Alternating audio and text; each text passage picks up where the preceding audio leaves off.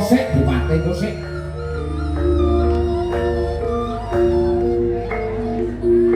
Cara kang kaya mangkono mau sisik sembire luput katuranggane bisa gawe dredak ajanging pasulayan. Satemah nuwake pecahing kerukunan Trasaptawarga Pandhawa lan Kurawa. Ora Kakang.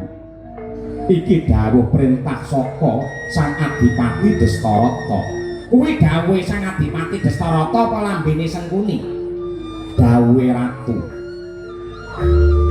Dawuhe ratu sing kudu nduk endahake.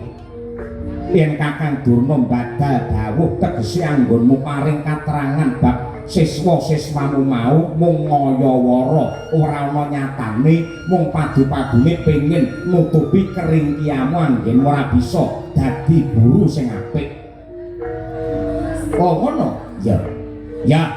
Ya Di. Aku bisa nampa lereke ucapmu iki mau lan bisa maca karo glagakmu. Cekane iki mengko sing arep diuji, sing arep didadar dudu murite ning malah gurune. Ya. Aku bakal ngestokake dawuhe Patih Ngastina.